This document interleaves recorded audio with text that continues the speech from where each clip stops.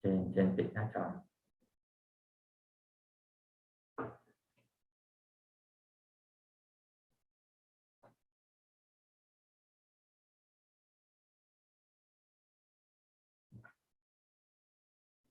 สวัสดีครับอาจารย์ครับเรียบร้อยครับ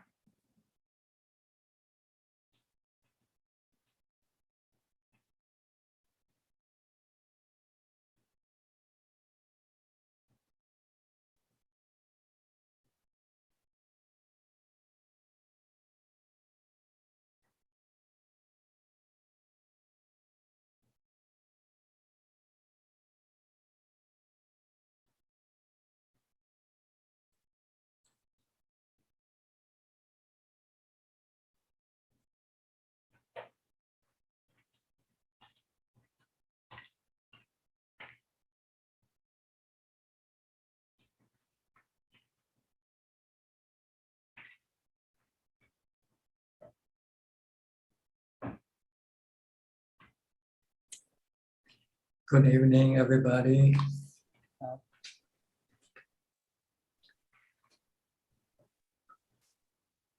Facebook lady. Okay, Facebook is live now with 2:22.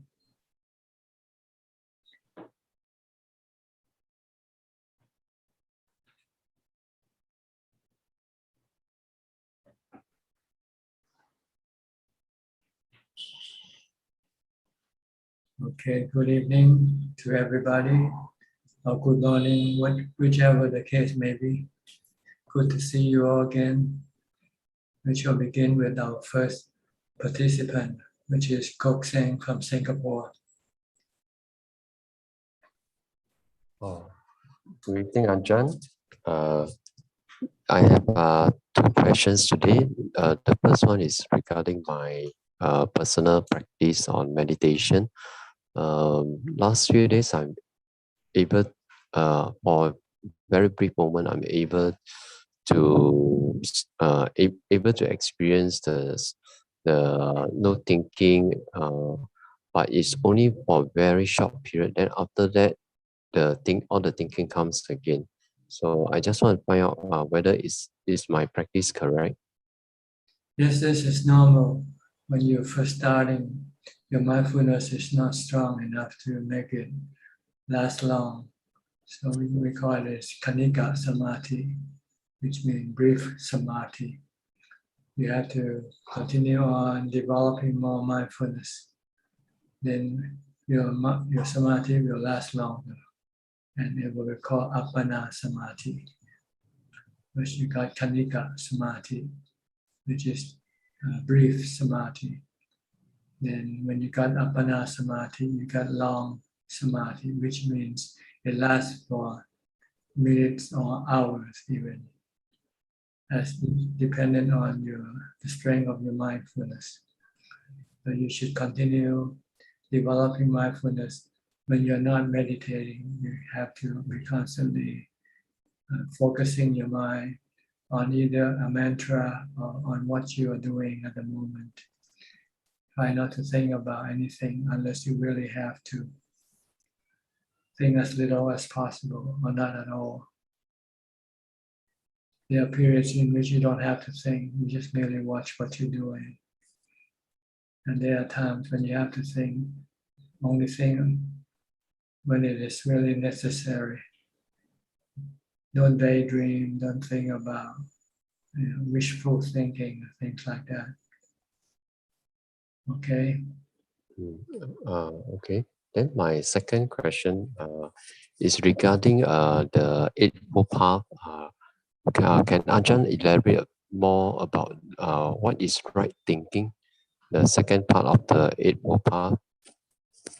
Well, right thinking has many levels. If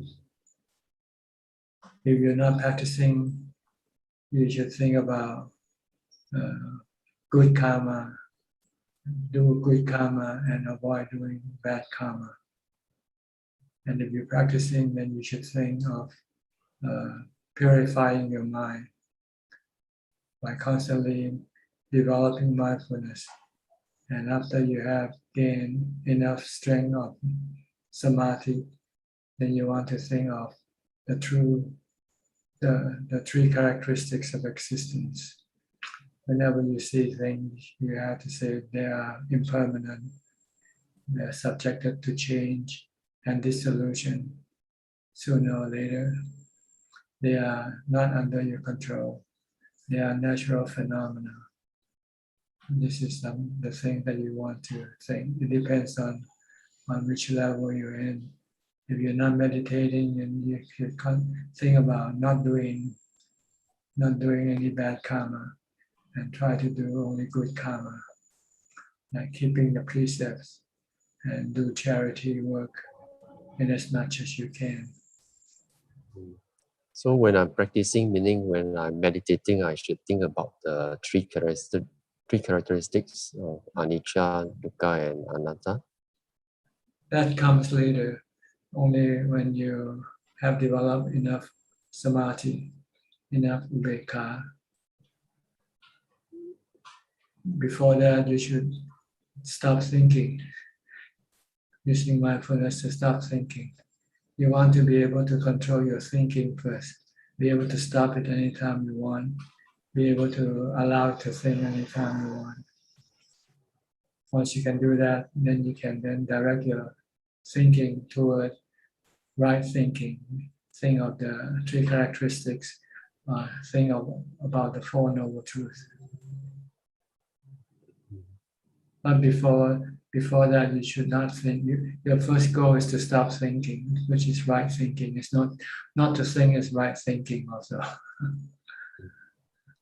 Not to think, and learn how to be able to control your thought, to stop your thought anytime you want to.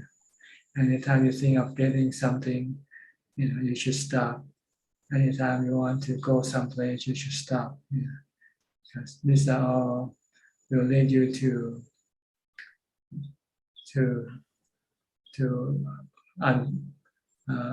sadness sooner or later.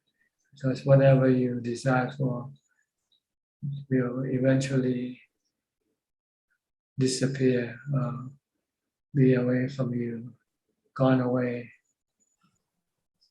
And you cannot force them to always be with you.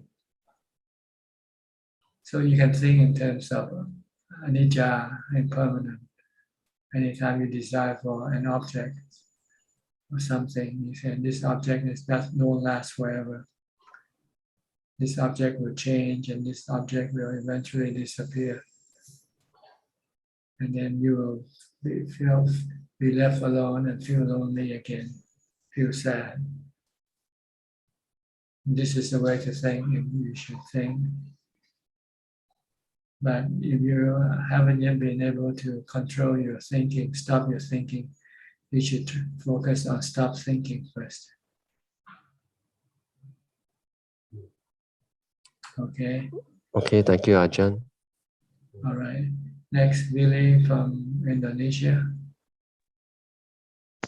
Good evening, Tanajan. Today I don't have any questions. Thank No you. question, okay. Yenso from Penang. Good evening, Tanajan. No question as well.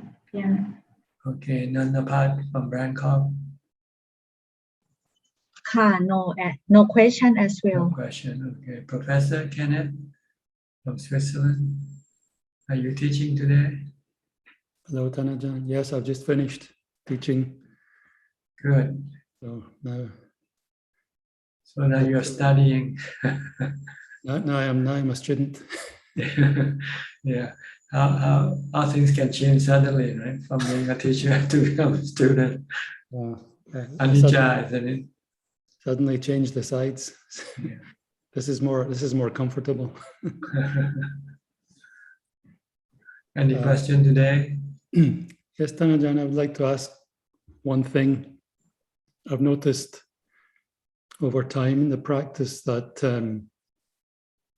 if the mind can become a little bit quiet, peaceful, then it seems that virtually like everything is okay, that all of the external factors and influences coming in, it's just okay.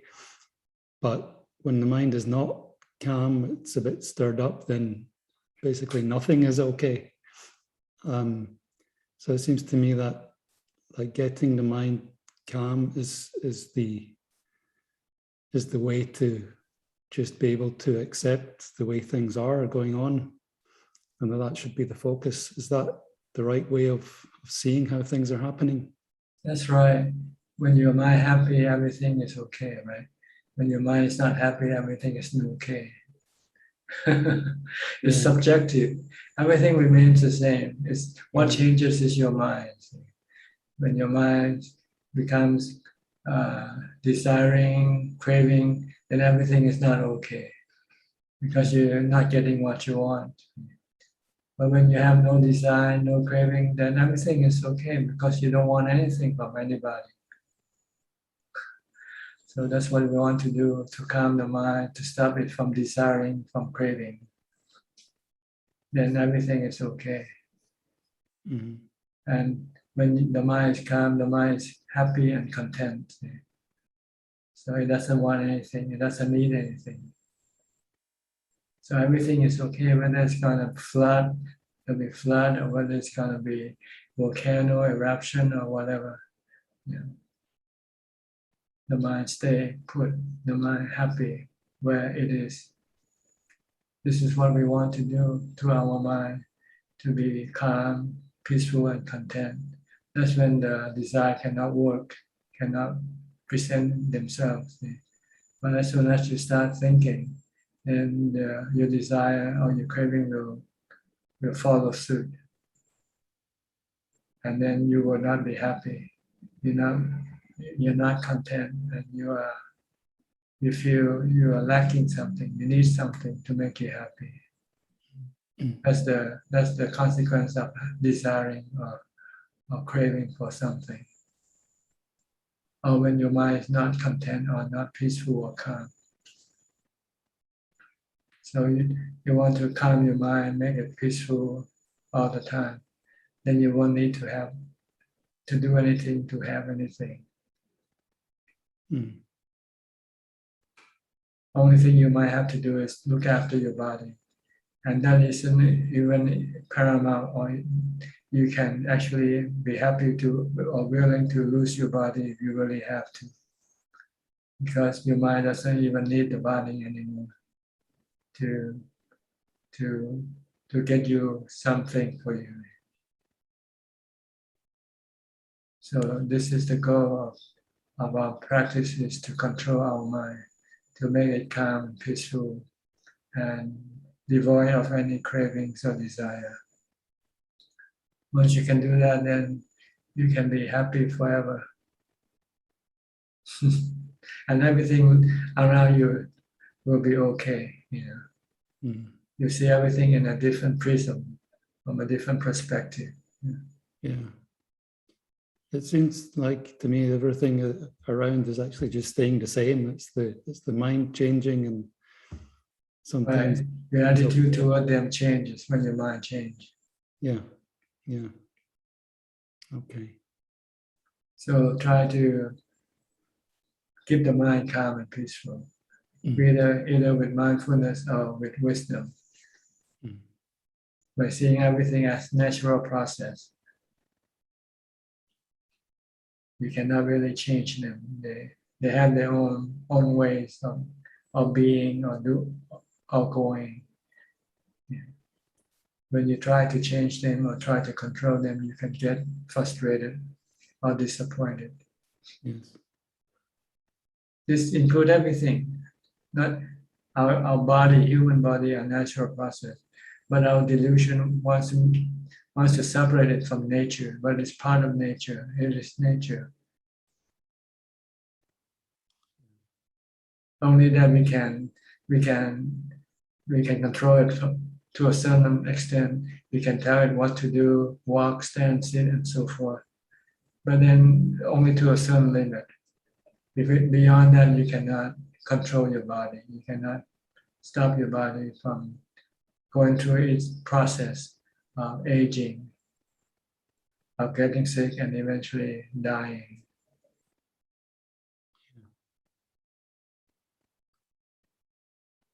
So when your mind is calm, peaceful, everything is beautiful. I don't know what the word to say.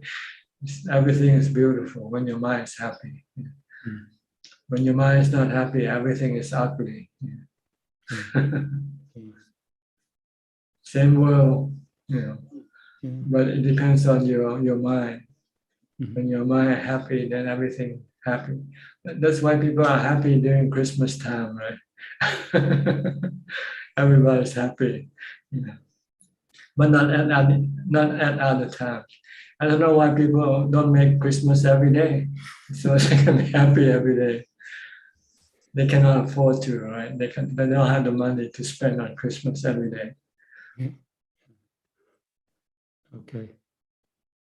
But that's not the way to be happy, because you rely on things. You rely on money, you rely on resources to be able to provide you with things to make you happy. But by just calming your mind, you don't need any resources. All you need is strong mindfulness and wisdom. That's all. So this is what we really need to develop. Two things: mindfulness first, then wisdom next. Yeah.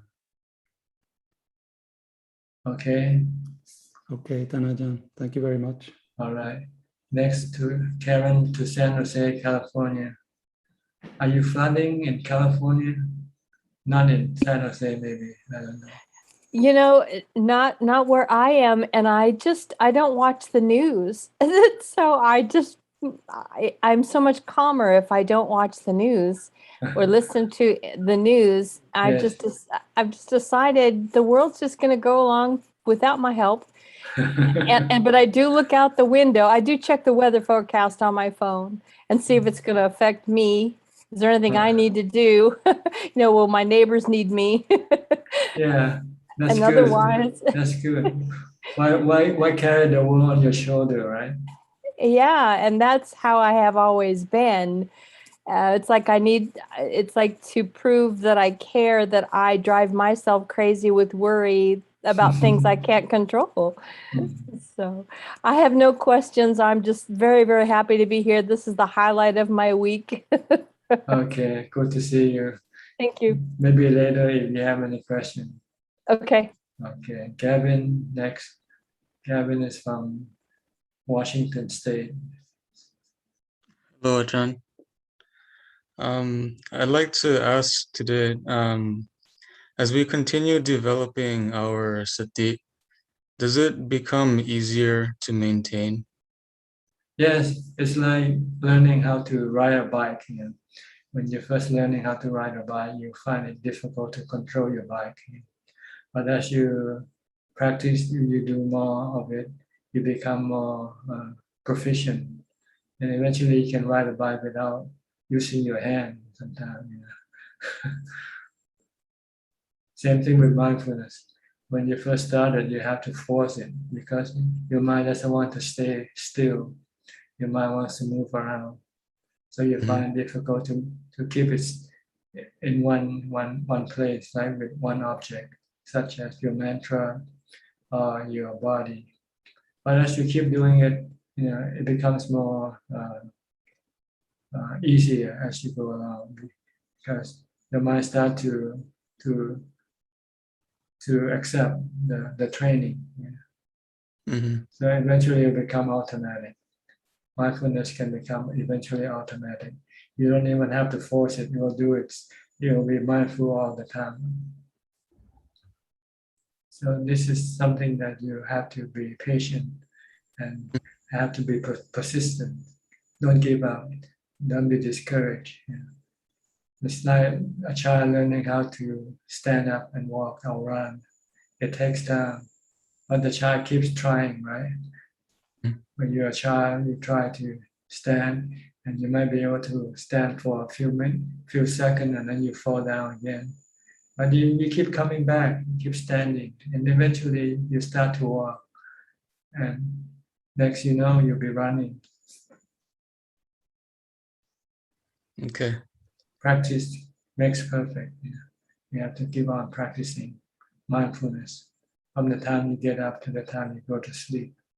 Set up a resolution. You need something to force you to do it.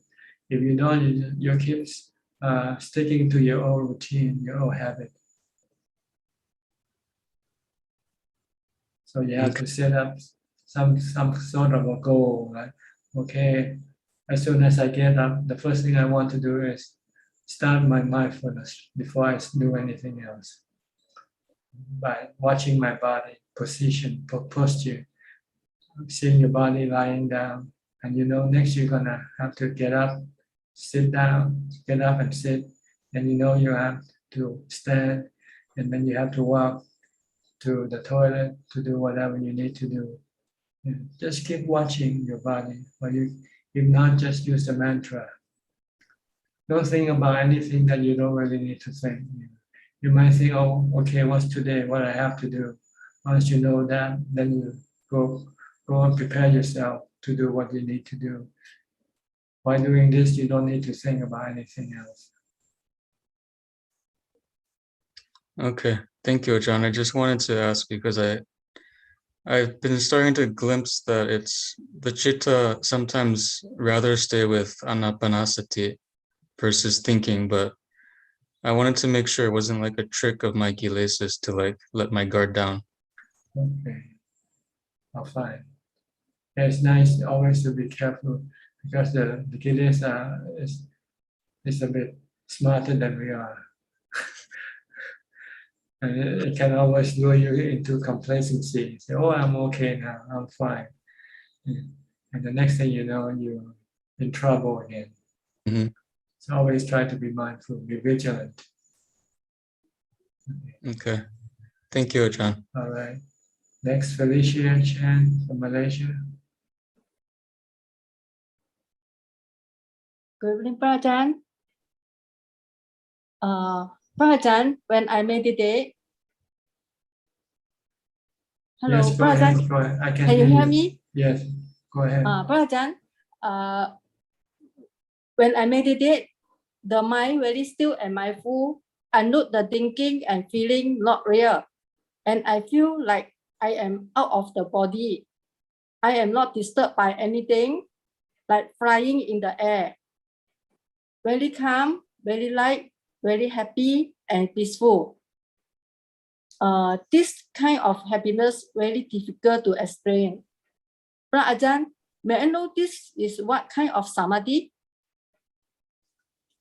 I don't think you should worry about what kind of samadhi, as long as it makes you happy and peaceful. Okay. Because we sometimes cannot measure the different level of samadhi accurately, and it's not important. It's like when you eat, you don't measure how full you are, right? You just keep eating until you no longer can eat. So you keep on doing mindfulness for as long as you can, until the mind always remain calm and peaceful and happy. Okay. Ajahn, may I know is the heaven seem like this? Yes, this is the highest form of heaven. This is the Brahma world, higher than the Deva world. The Deva have happiness from what you call, from consuming the sensual objects. Nice. But this heaven is this happiness, this type of heaven arising from the mind becoming calm and peaceful. Okay, Sadhu. Ajahn, in usual time, I use mindfulness. I can see I become as an outsider, like watching everything, watching the body, everything I do. I do practice like this. Is it correct? Yes, only that, but you still have to do something when you have to. You can watch and try not to be involved with everything. But then again, there might be some situation that requires you to be involved. Then you have to be involved. Okay. Anudana Prajan Sadhu. Okay, you're welcome. Thank you. Sajalka from Silver Spring, Maryland. Good evening, Tanajan. I was keenly listening to Kokseng and Kenneth's question, and in Kokseng's segment, you said something about purifying the mind. So, can you say something more, like how the purification of the mind to go together with the mindfulness and the development of wisdom? I think I could be very interested in that. Both mindfulness and wisdom is the process of purification. You want to purify the mind from having any defilement, and mindfulness will stop your defilement temporarily, but not permanently. Once you can stop your defilement temporarily, the next step is to stop it completely by using wisdom. So the practice of mindfulness and wisdom is actually the purification of the mind. The goal is to get rid of all your defilements, your greed, hate, and delusion, which are the ones that are causing you also the problem. Once you no longer have these defilements, you won't have any problem. You will see everything as beautiful. Everything is okay. No need to do anything to anything. Everything is whole and complete in themselves. You don't need to do anything to nature. Leave nature alone. So trying to do something about it actually causes us grief. Yeah, bhavana is a process of purification. Maybe am I listening to you? Did I hear you right? Did you say bhavana? No, I said that the thinking, my own thinking, deluded thinking, is the one which is actually causing problem, because I'm trying to see things in one way or the other. That is the one which is imposing myself onto the actual thing, which is not either way, perhaps. Right, because when you think your defilement will wants to get what you think. When you think of apple, you want to have an apple. When you think of a hamburger, you want to have a hamburger.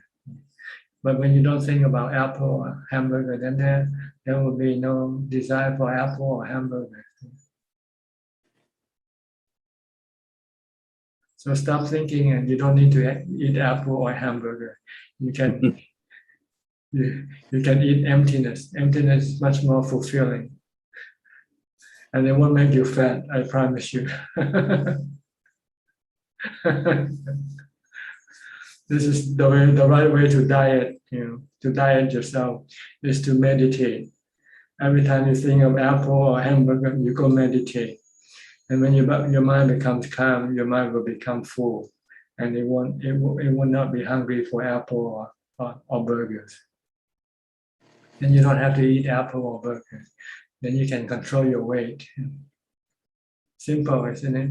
But hard to do, because you haven't tried, you haven't learned how to meditate yet. But once you know how to meditate, then you can control your diet very easily. You can fast if you feel that you're too heavy. You can fast for a few days. Just drink liquid. All right? Thank you. Thank you, Dr. Okay. Alvin from Malaysia.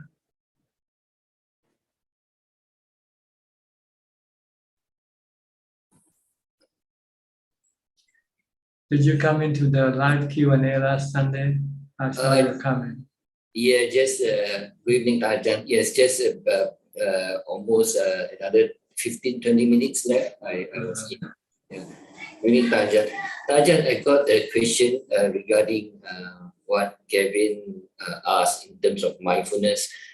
Tajan, you said that from the moment you open your eyes until you go to sleep, you need to be mindful. So I'm just wondering, every single step, like when I know I walk, so I'm being mindful. When I sit down and eat, I'm being mindful that I'm sitting down and eat. Do I have to watch every single movement when I eat, like when I my hand moving? eating, chewing, knowing that I'm chewing and knowing that I'm swallowing. Do I need to know all those, or just know that I'm eating? That is Well, just keep focusing on what you do.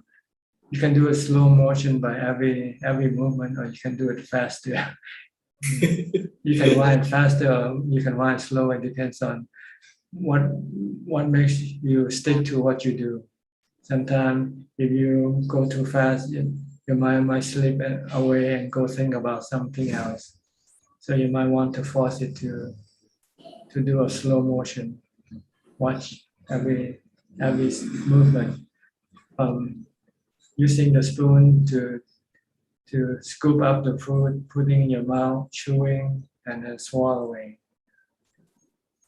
Maybe this is for starting, but once you become more adept, you might not have to be that close to it. Just as long as you can keep your mind with the body's movement, activity, and not go thinking about other things.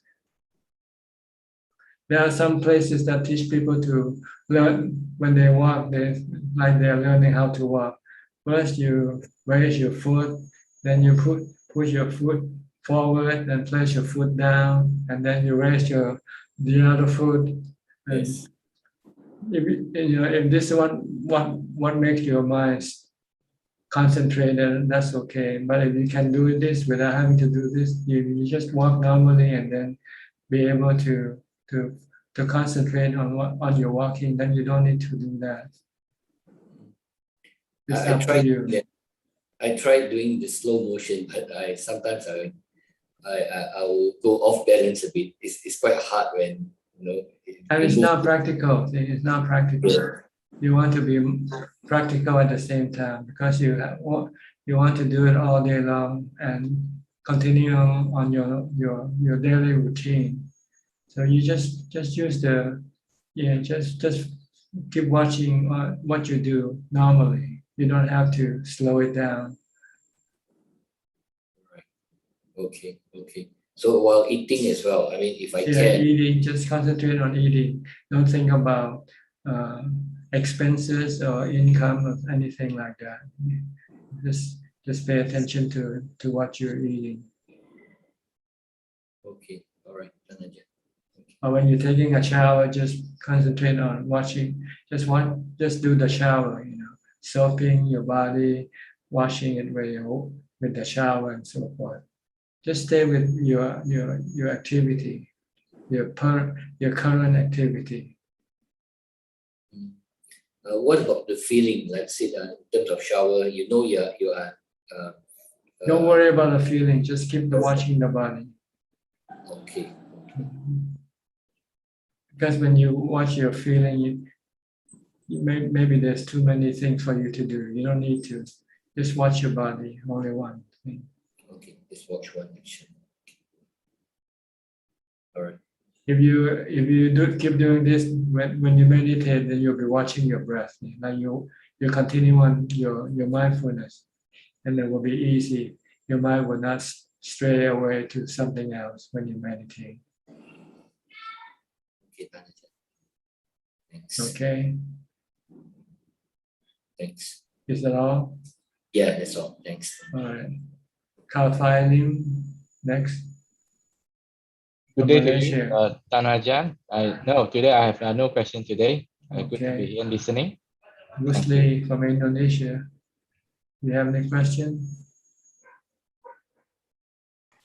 Evening, I have no question tonight. Thank you, Ajahn. Okay, Belinda from Singapore. Good evening, Tan Ajahn. No question for now. Thank you. Okay, Gary also from Singapore. Good evening, Tan Ajahn. No questions for me tonight. No question. Alfredo from Brazil. Ubeka.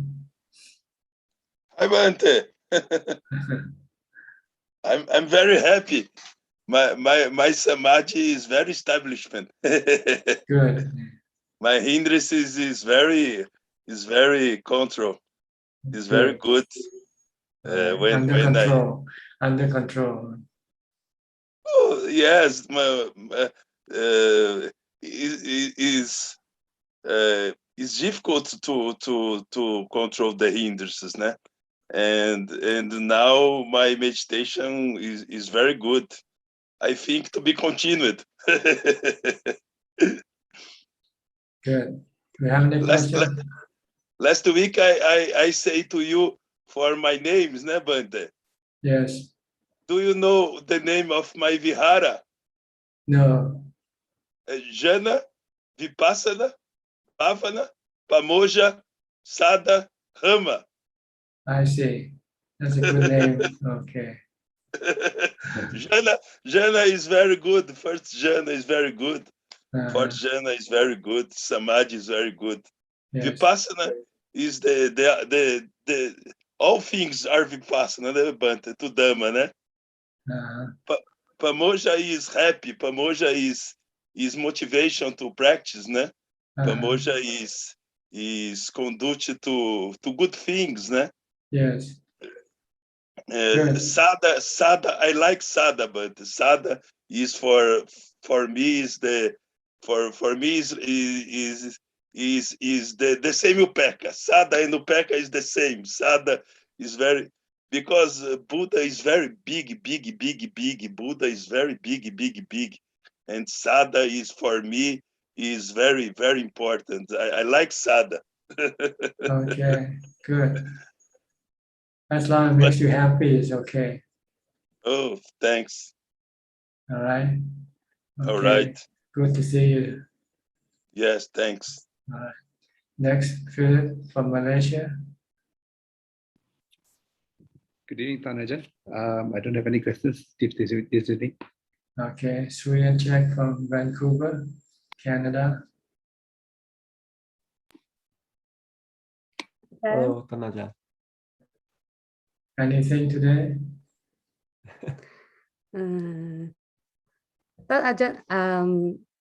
Just now Gavin, you said the kilesa is smarter than us.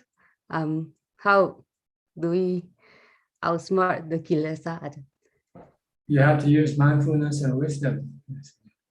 Outsmart it.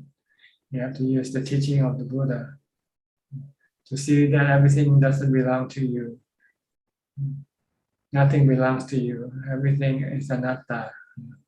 Everything is anicca. And everything will hurt you if you want to possess them, have them under your control. Because one day they will rebel and hurt you.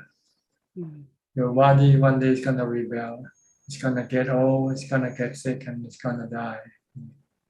And the body of your husband, the body of your father, mother, the body of your sons, your daughter, everybody will rebel one day. So you have to outsmart your defilement by not claiming them to be yours. They belong to nature.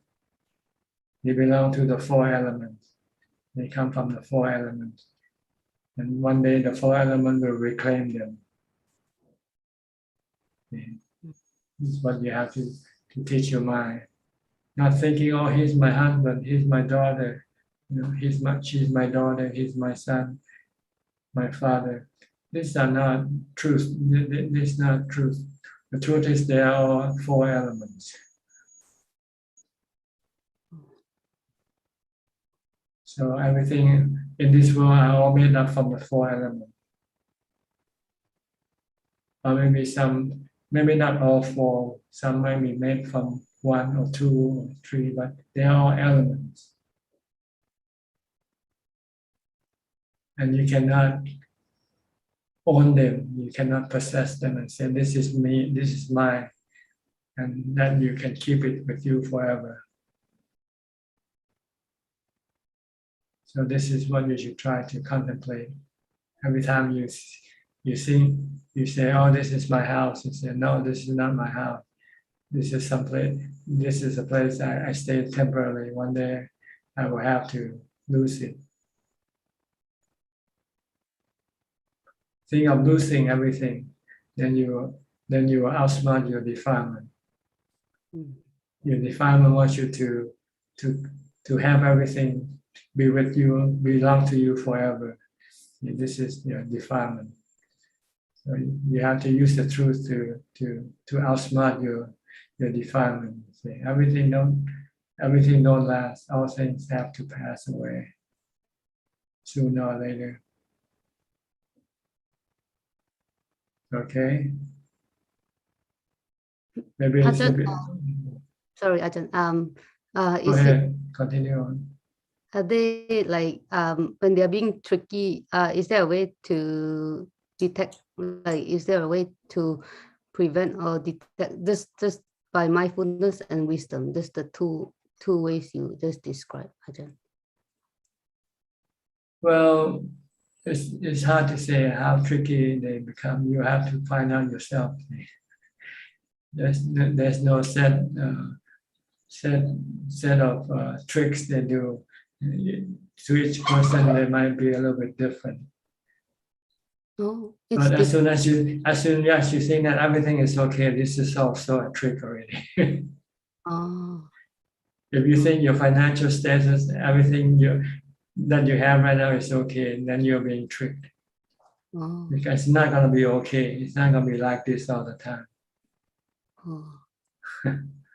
So it's not being content then, Ajahn. It's different. It's not to be content with things around you, but you can be content with your mind. There's two different contentment.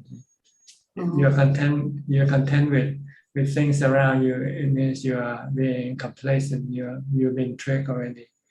You forget anicca. You forget that things keep changing. Sometimes they change slowly. Sometimes they change suddenly. So this is what you have to always to outsmart your defilement. Always tell yourself nothing remain the same, and anything can happen anytime, anywhere. Be ready for it. The storm can come anytime without the prediction from the weatherman.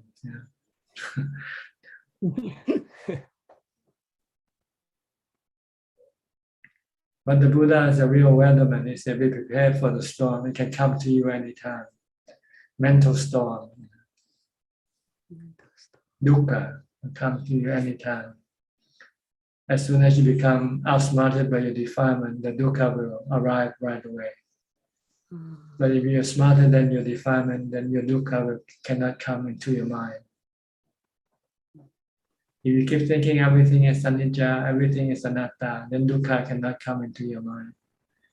But as soon as you think everything is permanent, everything belongs to you, under your control, then dukkha will come into your mind.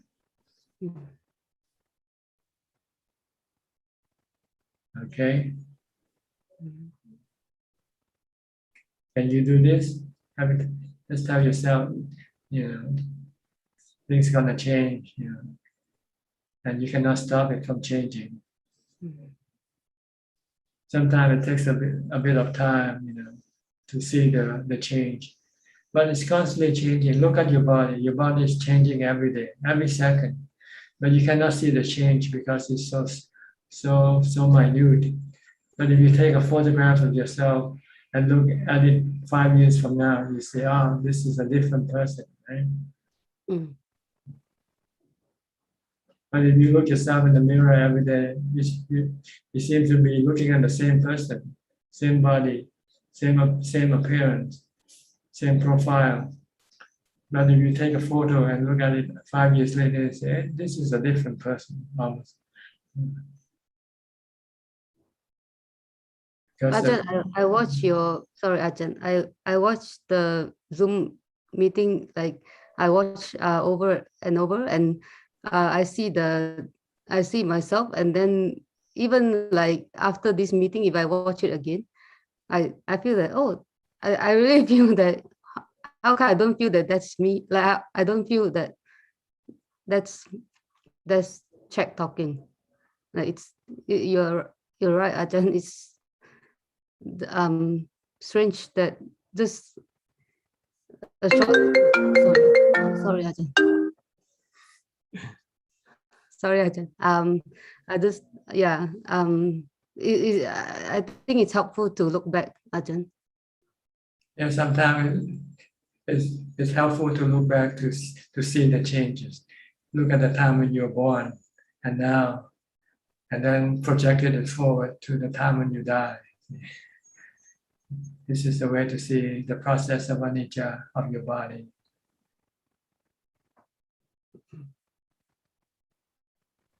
Okay. Sri, you have any question?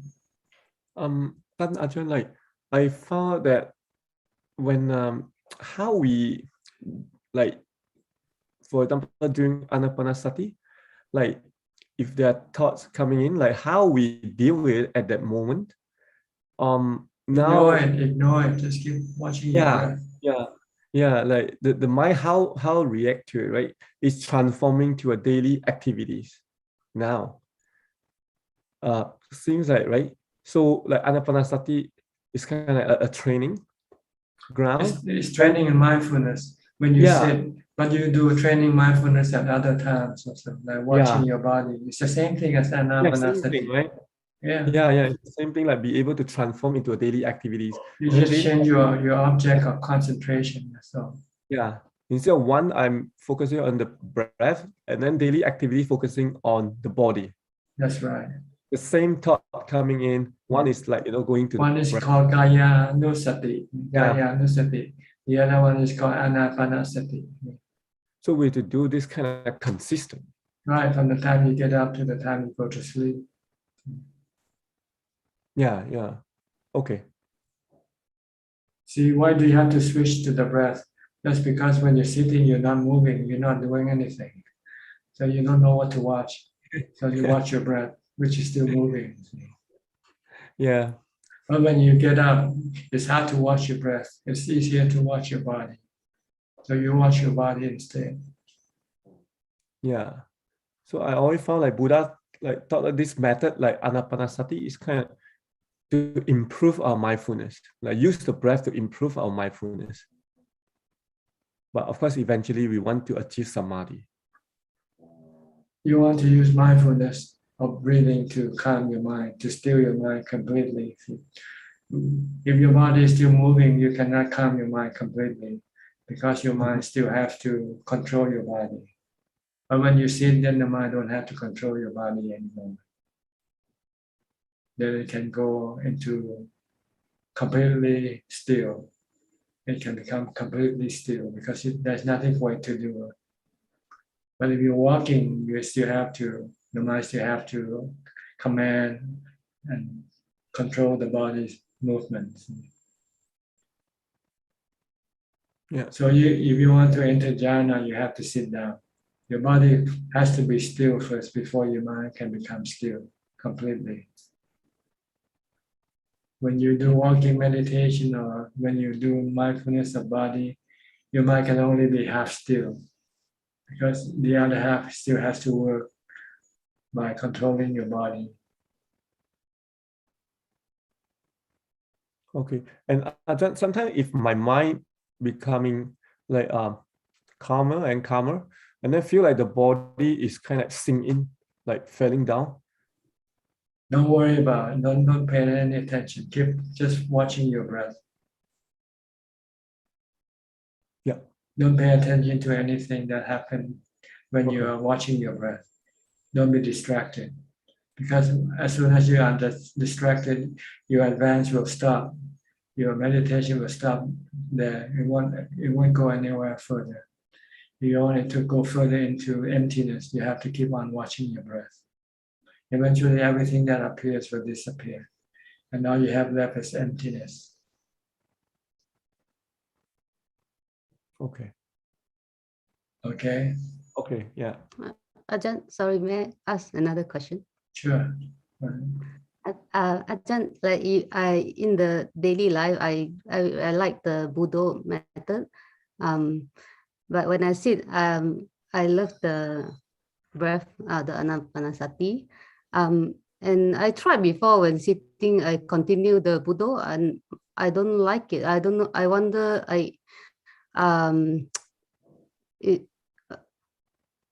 It's okay. You can change from mantra to watching your breath. Because watching your breath, I think, will make your mind become still easier, because the mind doesn't have to recite the mantra.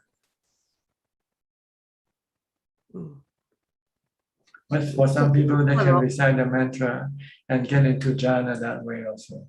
So most method works. It depends on your preference. It's not wrong to not light the Buddha when I sit down. Like, No, it's preference. I think it's your preference. Oh, okay. It's not defilement trying to outsmart me, right? Okay. No. Okay, just checking now. Okay, all right. Ajahn, can I make this last comment? Okay. Ajahn, last week we talked about Santa Claus. I figured that the real Santa Claus is Buddha and Sangha because they give us the Dhamma. Is that right statement, Ajahn? Yeah, you can say that. And it's every day. They give you every day. The Buddha, when he was alive, he gave 4 Dhamma discourses, for session of Dhammatalk. In the afternoon, he gave talks to the lay people. At night, in the evening, he gave talks to monks and ordained meshi or bhikshuni. And at night, in the middle of the night, he'll give talks with the deva, the spiritual beings.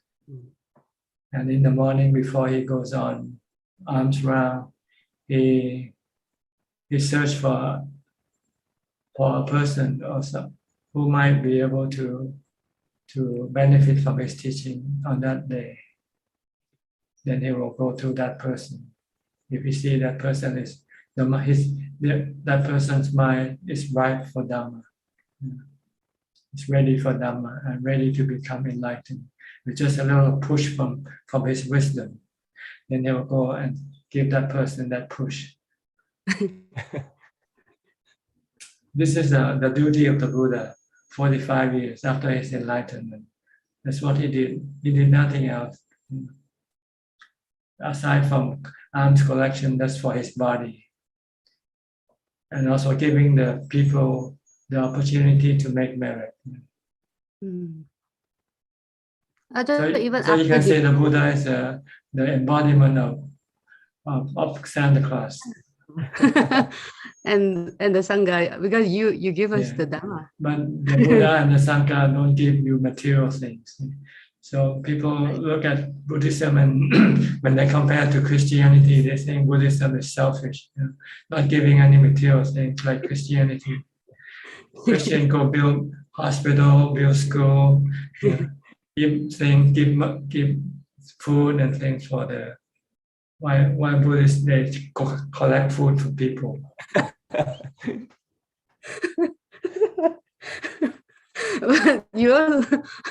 But you give the best gift in the world, Ajahn. People don't know that. They don't know Dhamma is the best gift because they don't appreciate. They don't know how to use Dhamma for their benefit. Only those who can use Dhamma for their benefit, then they realize that nothing in this world is more precious than the Dhamma. That's why we call the triple gem the triple gems. They are gems. They are very precious gems. More precious than anything else in this world are the triple gems. No, Santa Claus can give us a gem. Santa Claus can give us a normal gift. Give you a new phone or give you a new computer, a new TV. But cannot give you liberation from dukkha. Only the Dhamma can give you liberation from dukkha. Right.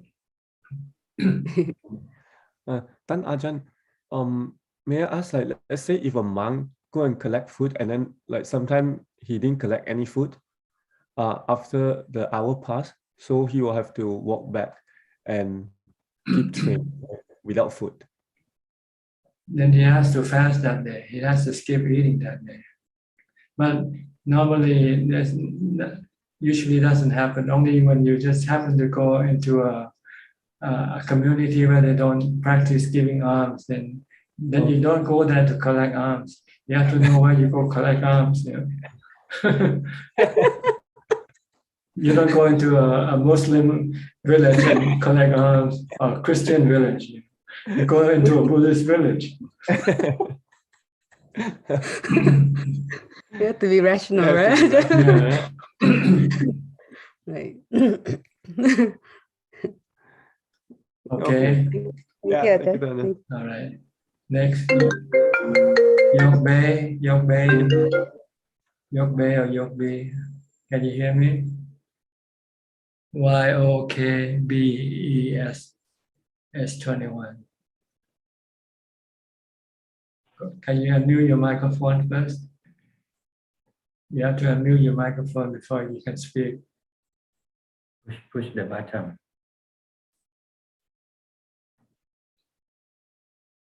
He cannot hear you if you don't unmute your microphone. Look below on the screen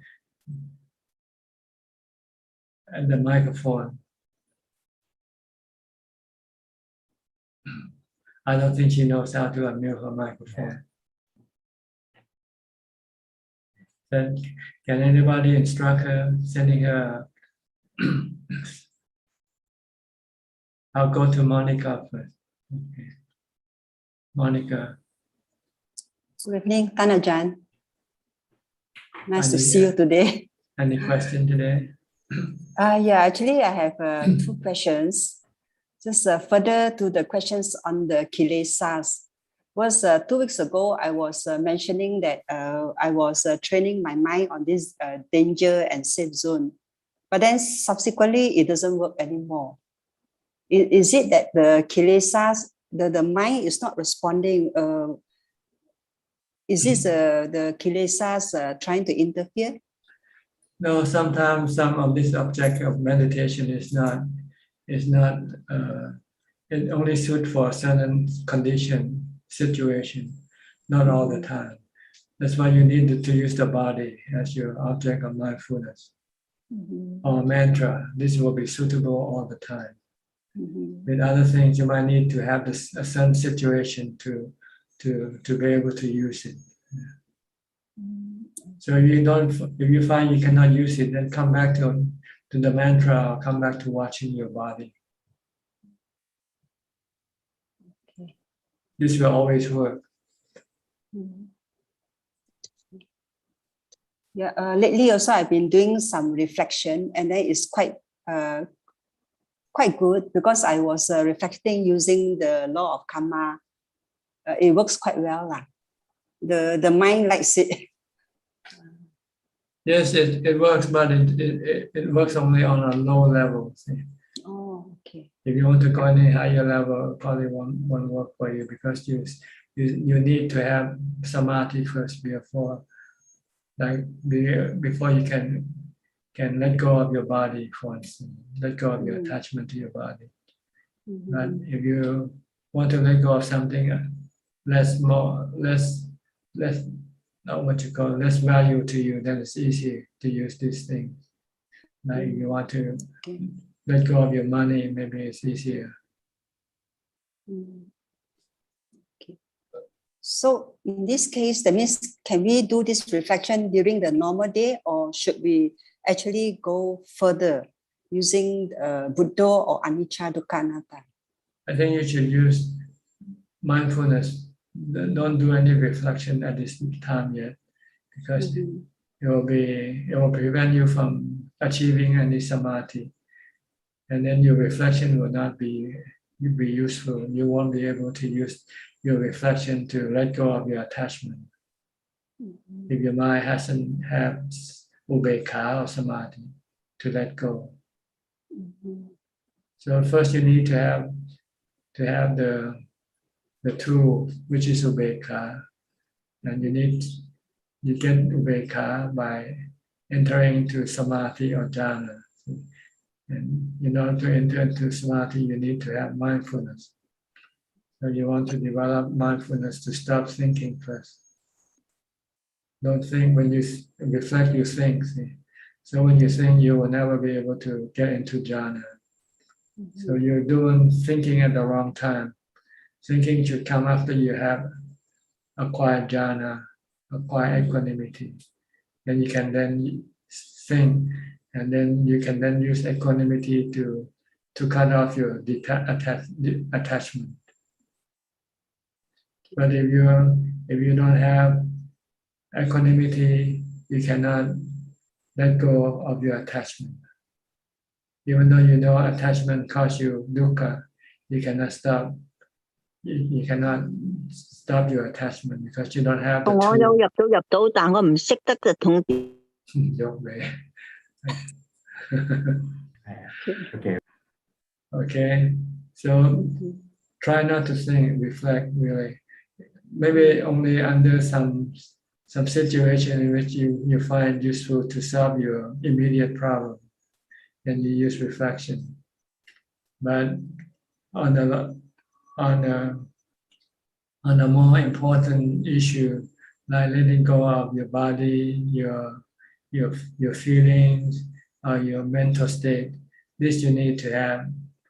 You have ubekkha to do it. So try to get to ubekkha first. Once you have ubekkha, then you can reflect on any object you want, and you will be able to let go of your attachment to them. So that means ultimately, whole day I should try to Stop not thinking. to think, not stop to think. thinking. Yeah. And get into jhana and meditate and try to sit as much as possible whenever you can to get into jhana. And once you get into jhana, you try to master your jhana. Try to do it more until you can get into jhana anytime you want. Then when you come out and you might have ubekkha, then you can then start contemplating on the nature of your body and let go of your attachment to your body first. Then go to the feeling next, and then go to the mental state. Okay. So, yeah. Then I have another question. I was reading on this the forest Desanas by Luantama Buva. So he was mentioning that there was one phrase saying that concepts can lead to insanity. How is this so? Concept is thinking. Sometimes you think until you become restless and agitated. And people go crazy because of their thoughts, not because of anything else. Sometimes they worry about COVID-19, worry about dying, and they think until they become crazy, they become depressed, they become insane. It's the thought that makes them insane, nothing else. So thinking is actually all the concepts. Yes, it's all about concept when you think. And usually delusional concept, not real concept. Real concept won't cause you any insanity. It's your delusional concept that causes you. The concept of self, the concept of things will make you happy. These are the wrong concepts.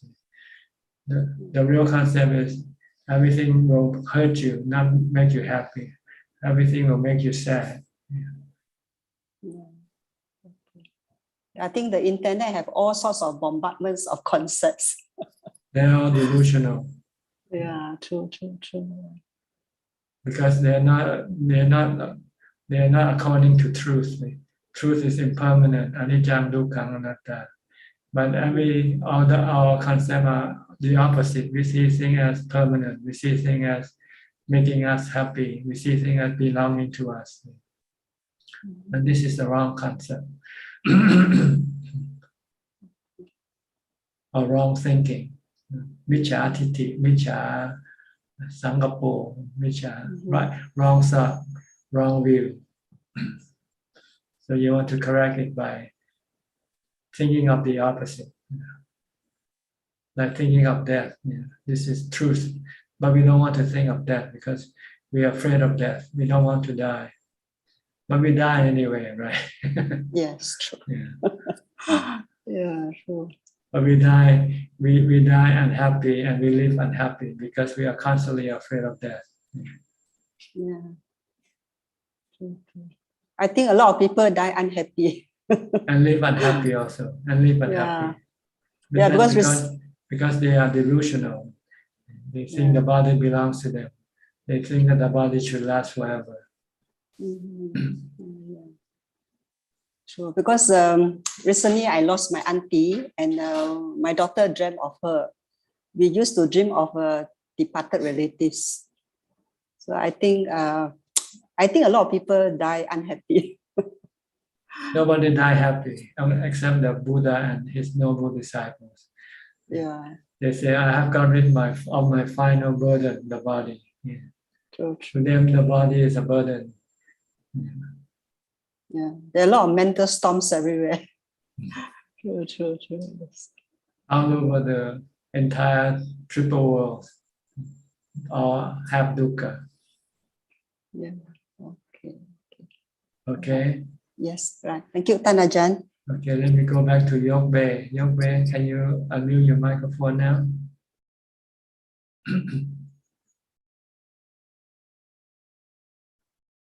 Not yet. Yes.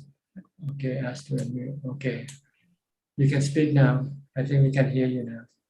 Where are you from? Good evening, Ajahn. I'm from New York. New York. Okay. Yes. I'm the first time in this conversation, and my friend is Melissa Chan invites me. I'm the first time in the Zoom is there. Yeah. I see. Felicia Chan from Malaysia. Yes, it's my classmates there. I see. Okay.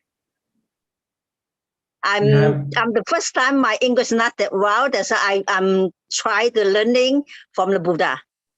Okay. You have any question? So far I have no question yet. Thank you, Ajahn. Thank you. Okay, then keep listening. Keep learning first. Thank you. Okay, you're welcome. Sadhu. Next, Johanna from Indonesia. Good evening, Ajahn. Ajahn, I want to ask, why is it that when my practice about to improve, my hindrances become stronger than before? Is there any wisdom or thought I can use to cut the hindrances right away, Ajahn? It's a self-preservation of the defilements. As soon as you start to eliminate, you start to fight back. You want to preserve. So you find it more difficult than normal. If you don't try to get rid of your defilement, your defilement won't react strongly to you. Oh. Yeah.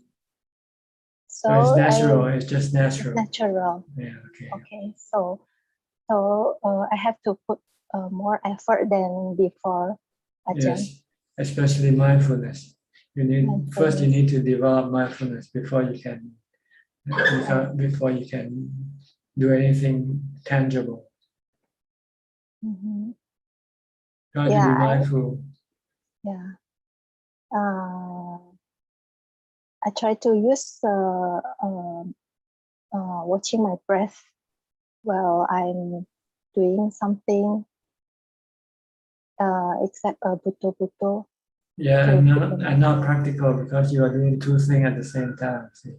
You're watching your breath and you're also doing something else. So it's better to watch what you're doing. Then you only do one thing together. So I can. It means that I can switch, right? Ajahn, when I'm when I'm working and typing keyboard while I'm working, then I'm focusing. That's right, on what you do, Yeah, and then after finish, then I can go back and watch my breath. Right? If you're not doing anything else and if you're sitting down, then you can watch your breath. Oh, okay. So the point is, as long as I'm not thinking, right, Ajahn? That's right. If you're not thinking, then your hindrance cannot appear. Your hindrance follow your thinking. Okay. Okay, Ajahn. So once you have mindfulness, you can control everything in under control, under your control. Yeah, the hindrances comes up as a laziness. Hence, I become lazy to meditate. But before, I'm so diligent to meditate. But after there is some improvement, suddenly I become lazy. As soon as your hindrance come up, you can use a mantra to help you develop mindfulness to stop your hindrance. Okay. Just keep reciting mantra or do some chanting for a while. Then your hindrance will disappear. Okay, Ajahn. Okay. Thank you, Ajahn. Next, Evie from Indonesia.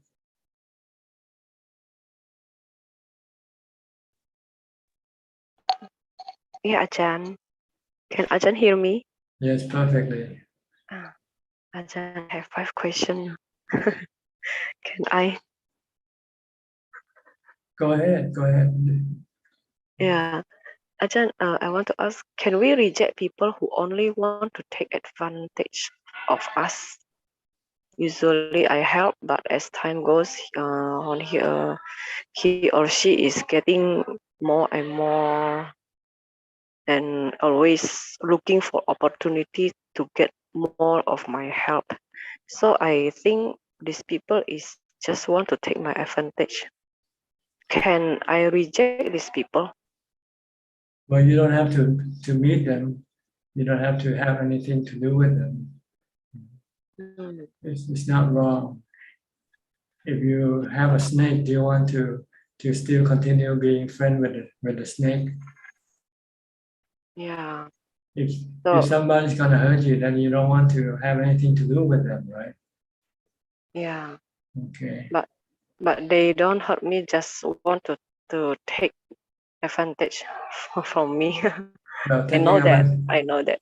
If you want to be a Santa Claus, then you let them take advantage of you, so you can have dana, parami. Yeah.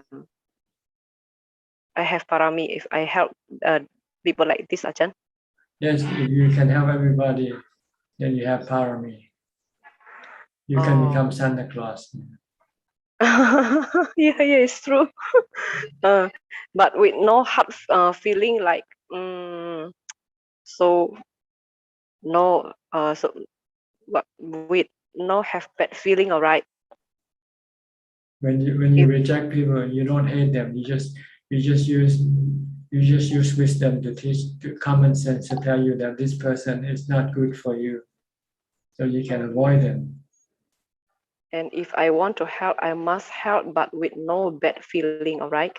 That's Be right. Santa Claus. Like helping your husband or your children, you should help them like that. Okay. And why some people get angry when they hear about Dhammatalk, Ajahn? As Because actually they don't like when people don't like to hear something, and if they have to hear, then they get angry. Yeah, because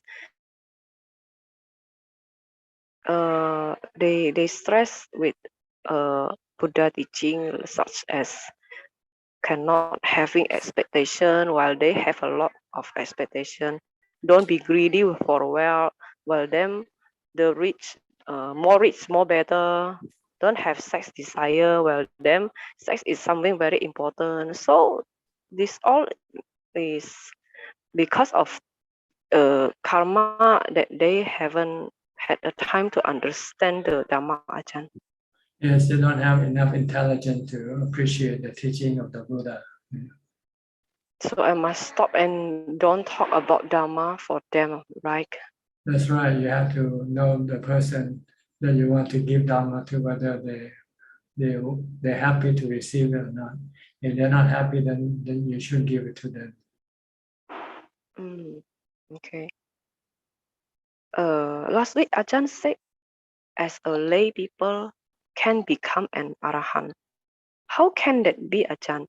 a lay must find it very difficult to do as monk do, especially in solitary. I'm just saying some lay, not every lay person. Some lay person have strong mindfulness, have strong wisdom, and they can get rid of all defilements. Does a Sotapanna still have sexual desire, Ajahn? Yes, yes. Sotapanna hasn't yet seen the body as being a super. Okay. And now I want to asking about my meditation, Ajahn. When I'm focusing on the tip of the nose, my mind is still active. Is that a lower? Should I stop this running thought by adding attention No, to the you forehead? cannot stop your mind. You just keep focusing on your breath and leave the mind alone. And as you're more focused, your mindfulness becomes stronger, then your mind will become less active, and eventually it will stop. It will stop by focusing, by developing mindfulness. It won't stop by trying to force it to stop. If I force, it make me headache, right? That's right. So you don't do that. You just keep watching your breath. But it take times, Ajahn, maybe Oh yes, 2 hours. it might take 10 years, 20 years, but you have to be patient. Okay, Ajahn. I will do it every day. Every Okay. day. The more you Ajahn, do it, the quicker you will get the result. yeah. I usually do meditation at the morning 3 hours, sometimes 4 hours, and at the evening 1 hour or 1/2 hour every day. I do it every day. Good, good. Just keep doing it. Yeah. Sooner or later, you'll come across the result. Yeah. Thank you, Ajahn. All right. Yeah. All right. Let me go to Ying. Your Ying. You have any question, Your Ying? No, just sit in. Namaste, พระอาจารย์ Okay, where are you from? เชียงใหม่ Chiang Mai, I see. Okay. Chiang Mai, Thailand, northern Thailand. Okay. Next is Seyuan. Seyuan from Singapore. Hi, Ajahn. Good evening. Yes. Yeah, Go just now ahead. I'd like to ask you, you were sharing about concepts, how thinking a lot can make you crazy. But I feel that sometimes in our work, especially if it requires your brain, if you're not doing a manual labor, and then sometimes you keep thinking, and that's just part of your work. So last time I asked you before, Ajahn, like what can you do? Then you're saying that when you're not working, then just do Buddha, and I've been trying that. But when you have to think and it's all part of your work, then what can we do to help to ease our restless mind and to find some peace? Like to seek advice, Ajahn. Well, when you find that you are becoming restless and agitated, then you should stop thinking, stop working, take a break, and go meditate. That's why people go on vacation and holiday. After they're working for a certain period of time, they find that the mind is overloaded, so they have to empty the mind. So but you don't have to take a holiday. You can take breaks and do meditation at your workplace, or even when you have your lunch break. Instead of going talking to your friend, chatting with your friend, why don't you just find a quiet room somewhere and then just calm your mind down, stop thinking temporarily. This is like this is like putting on a speed bump on the road. You know why people put speed bump on the road? Because they don't want people to drive too fast, right? So if you use speed bump for your mind, then your mind will slow down. It won't. Yeah, actually now we are all working from home due to the COVID situation. Yeah. But sometimes because working at home, then the line between work and the place of practice, it gets quite blurred as well. So sometimes been trying, but still a little hard. But we'll continue trying. You have to use moderation. You don't have to work so hard. Look at the goal of working. The real goal of working is to provide you with the 4 requisites of life. Really, that's all you want. Anything more than that is harmful to your mind. Because you use the money to buy things that will make your mind become attached to them, addicted to them. And when you cannot get them later on, you can become unhappy, very unhappy, sad and lonely. But if you just work and to provide yourself with just the four requisite of living, you don't have to work that hard. Then you will have more time to manage your mind, to calm your mind, to teach your mind, to let go of your attachment, to let go of your defilement. Yeah, sometimes I feel work is just going around in circles because we're dealing with a lot of concept, a lot of thinking. So it never seems to end. Like the more you do, the more you do. Right, the more you want it, the more reward you get, the more reward you want to get, Yeah, the more so it's money very you tiring. want. Yeah. And then you spend your money foolishly, buying something expensive when you can buy the same thing for less, but you want to spend more just for the heck of it. Yeah. Then you would have to work harder to buy more expensive things for you. And then you become addicted to expensive things. You cannot buy cheap things anymore. Yeah, it's a never-ending cycle. Yeah. It's the same thing, right? A car can cost you what? Many different prices. And they all do the same thing. It takes you from one point to another point, right? That's what a car does, right? Whether it's $1 million or $500,000, that's the same job, right? So why pay more for something that do the same thing for you? Thank you, Ajahn, for advice. We'll work on it. Okay, you're welcome. Next, we have Sulipan from Bangkok. You know how to unmute your microphone? Okay. Yes. สวัสดีค่ะ You're from Bangkok? Yes, I'm from Bangkok. Ajahn, please. It's my first time here, and I don't know how I can find this terminal, this channel. So may I ask that where are you now, Ajahn? Are you in Thailand or? Yes, I'm in Thailand. I'm in Chonburi at Wat Yang Sangwararam. Oh, ดีค่ะ It's my first time and I'm glad to be here. And now meditation arranged online too many now by Wat Thamamongkol in Bangkok. Have you ever heard about that? Yes. No problem. Very young. Ajahn, very young. Yes. It's the course name Vitanta Sa Samadhi. Okay, thank you. Yes. You have any question? We're here to answer questions. No, thank you. Okay. I would like to thank admin that accept me to join this. Thank you, พระอาจารย์ Okay, สวัสดีค่ะ สวัสดี ค่ะ Margareta from Indonesia. You're next. Hello. Go ahead. Yeah, okay. Good evening, Ajahn. Yeah. My question is, I always feel angry when I see my friend can let go of his job to fully practice, because like I feel like I am being attached too much to my family and my work. Every day always hectic. But when the energy comes, I feel sad. Like I'm not satisfied with my situation right now.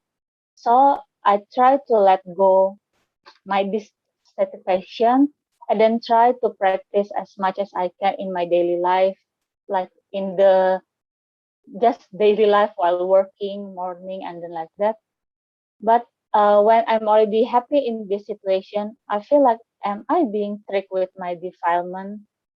Like previously, Ajahn answered in the previous question just now. Well, if you are happy, don't worry about whether you're tricked or not.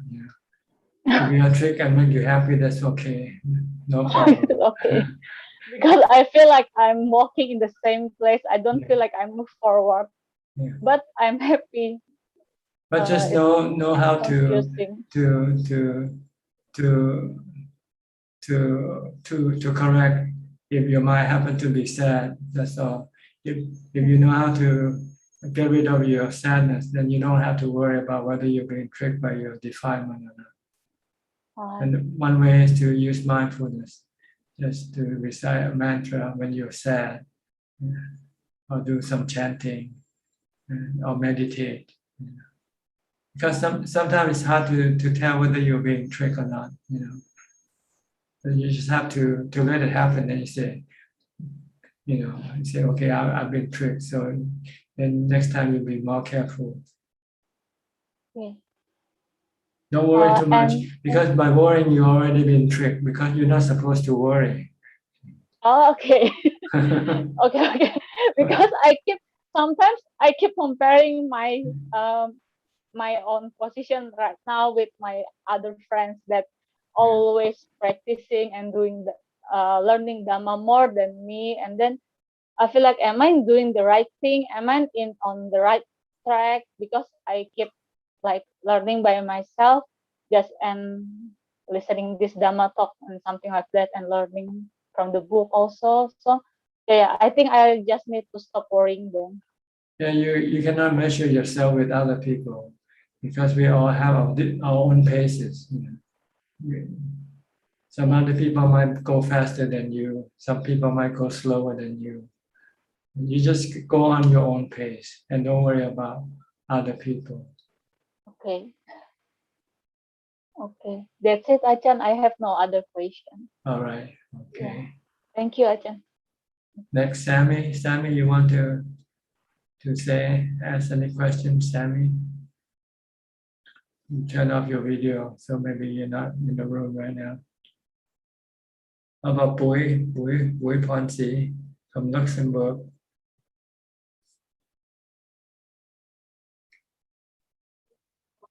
Hello,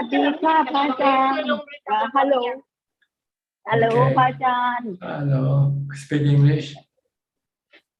Speak English. Good afternoon, Pachan. I'm from Luxembourg. Today I have no question, but I just want to come to listen and learning more. How are you today? I'm still alive. Okay? I'm still alive. Yeah. Is it a lot of rain over there? Today, no rain today. Yes, here is very bad weather, but it is okay, all right. Yeah. Okay. But I have no question. No, actually, I have no question. Okay, And good I to see you. practice, Good to see you. yeah, I was during morning meditation, praying, evening also the same. But this morning I have a problem. Only is what not. If I don't know, it is cold or I not concentrate enough. Because when I did meditation, it was not well, but okay, I try it again 30 minutes. It was not well, and I try to do it again, and after 30 minutes, it is okay. Just keep trying. Don't stop trying. One day you'll succeed. Yes, I was not stop. I doing every day. I doing every day. Because some days they are okay, some days are okay. I may thinking because it is the mind. I cannot control them. Yeah. Okay. All right. Okay. Nice talking to you. I would like to have a bandwidth. You wish upon yourself what you want and you'll get it. Okay. Yes, I wish money. Okay. May you be rich. May you be rich. Sadhu. I wish you a good health. Yeah. Okay. Thank you. Okay. Thank you very much, and hope to see you tomorrow at Okay. Pachan. Tomorrow night. Yes. Thank Tomorrow you. night in Thai. Thank you. All right. Bye. All right. Next, Sammy, you're back. Any question tonight or today? Yes, Thanachan. Sorry about No, earlier. I I'm had not a finished. phone call. Go ahead. Oh, she's Go not ahead. finished. Yes, I just want to say my meditation has been improving lately. And it's a result of sitting more and more often. But I noticed that I'm reaching every time this stage where there's a lot of like waves of goosebump in the body, a very pleasant. I don't know if I can call it piti. Yes, it's called piti. But yes, but I'm not going to the stage of the ekagrata. Just Not getting yet, stuck at not this yet. level. You're halfway there. Yeah, you can continue on focusing on your breath or on your meditation object. Continue on. Don't stop. Don't stop at that point. Once you stop, then you're stuck there. If you're watching your breath, continue on watching your breath. Don't pay attention to your piti. I think I'm getting too much attached to the piti, too much craving or attachment to it. Tell yourself that there's something better waiting for you. You only win the second prize. You need to go for the first prize, which is equanimity. Yeah, Okay. I never reached that stage before. Yeah, just keep buying the lottery ticket, and then you'll win the first prize. Don't stop buying. When you win the second prize, if you stop buying, then you won't get to the first prize. But if you keep buying, then eventually you'll get to the first prize. So continue on meditating. Don't stop. Keep focusing on your breath. If you're using your breath, on the mantra. If you're using your mantra, don't stop. You're near there. You're almost there now. Yes, but I also notice how important the environment, the outside environment is. I think it also has to do something because you need a quiet environment. Yes. Right now I'm wearing these headphones because my niece is being very noisy outside. It's her studying time and she doesn't want to study. So yeah, I think a more quiet place would help me a lot. But I'm not really able to go anywhere else right now. Well, putting on your headphone is good enough. It will stop a lot of noise from going to your ear. These are special headphones. Actually, they also cancel some of the sound, but not all of it. But some of it is also gone. So I do use them for meditation. That's good. So another question is, do I have to aim to like sit for a specific amount of time for that penetration to happen? Like, do you suggest let's say There's no time. 2 hour sitting? There's no time indicator. Time is not the indicator. Mindfulness is the indicator. So you can sit for hours and not reaching anywhere if you don't have enough mindfulness to stop the mind from thinking. But if you have strong mindfulness, you can reach that point in 5 minutes. So don't worry about the time, worry about mindfulness. Whether you have it or not, whether you can stay focused on your meditation object or not. Yeah, so usually I stop the session when the pain becomes very excruciating in the leg. Try to recite a mantra instead. Use mantra. If you cannot watch your breath, try to use the mantra. Buddho Dhammo Sangho Buddhang Saranang Gacchami or something like that. Keep your mind busy. Yeah, I'm chanting a lot of Itipiso. Yeah, okay. Itipiso, always. After a while, the pain will not bother you. Then you can come back and watch your breath again. Okay, Tanajan. Thank you very much. All right, you're welcome. Keep up. Don't give up. Keep pushing yourself. I will. Okay. Thank you. Next, Vignesh VK from India.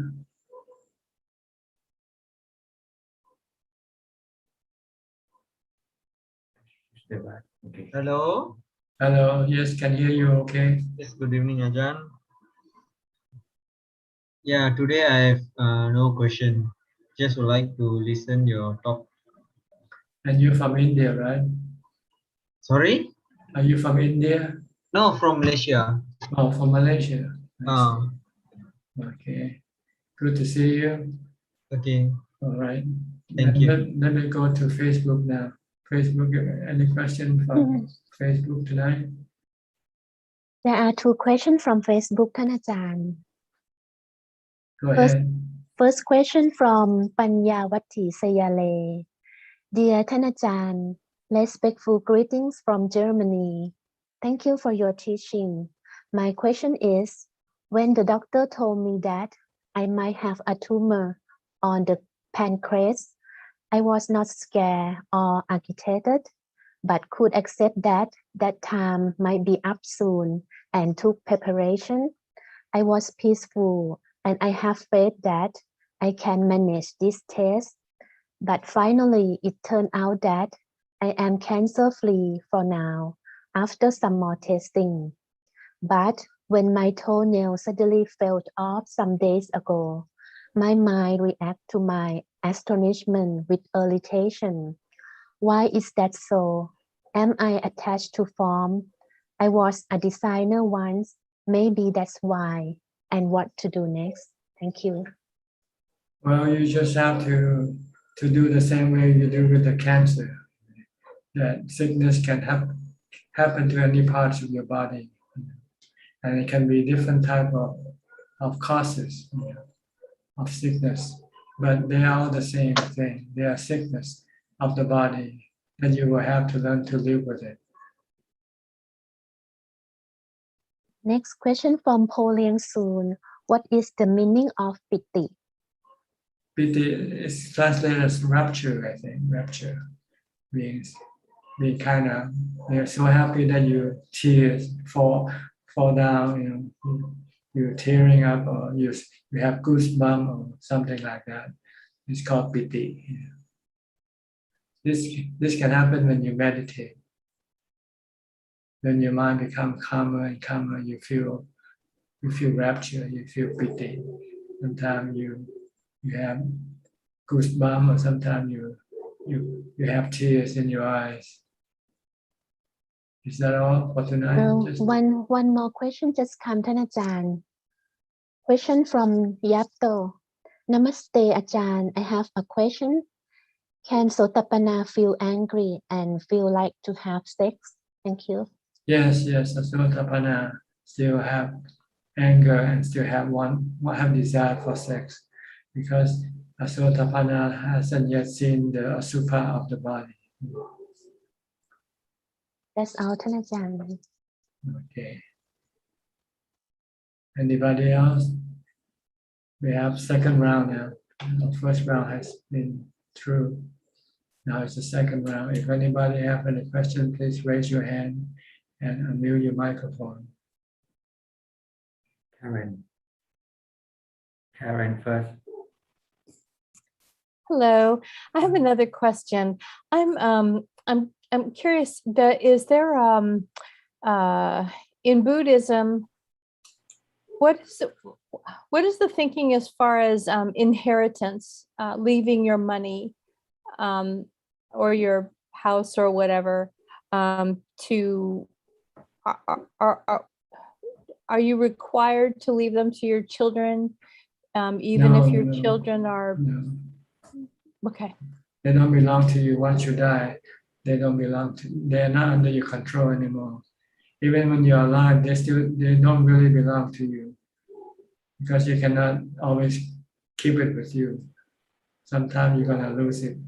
So we look at it as something that we just possess temporarily. And once we are gone, then somebody else took over.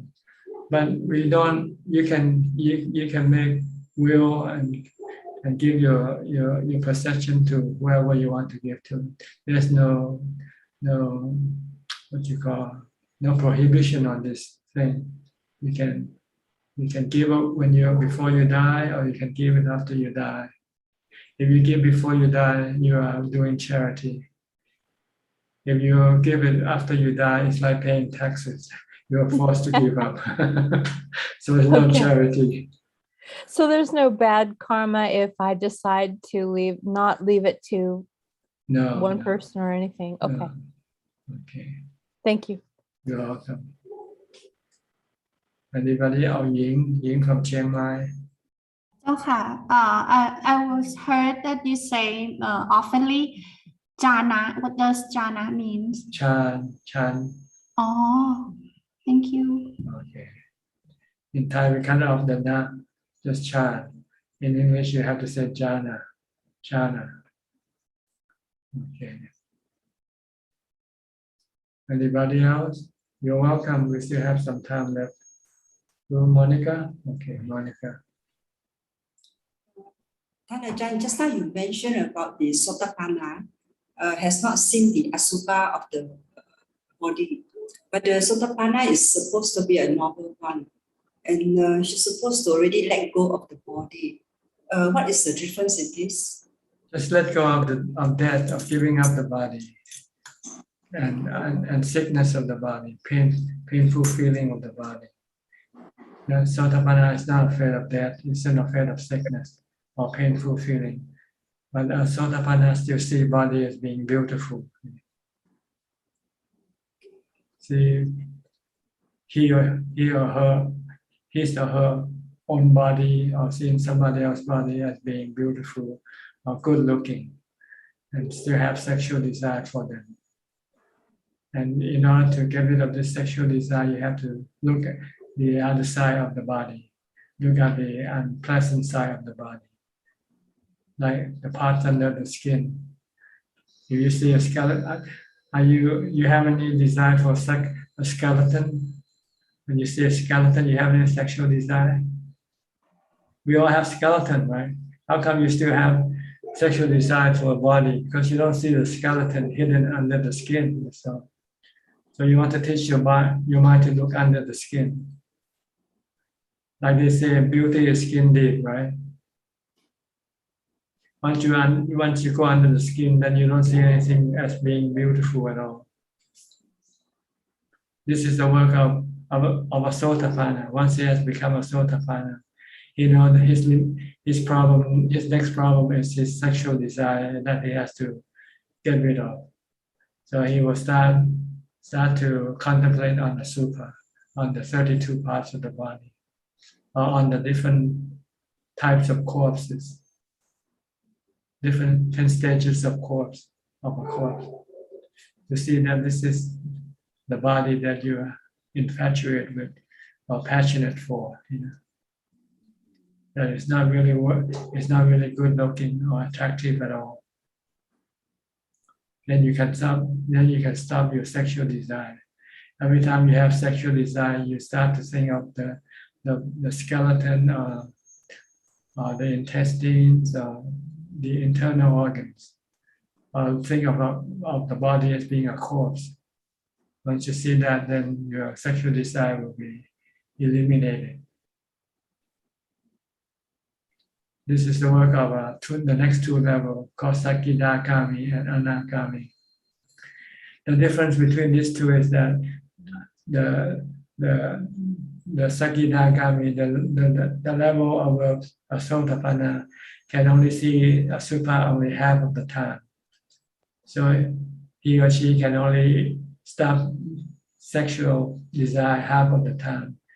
And at other time, when he or she doesn't see the body as a Supa, sexual desire can come up. But when you reach the third level, that's when you see a Supa all the time. Every time you see a body, you see the skeleton, you see the corpse. Once you see that, then your sexual desire cannot arise forever.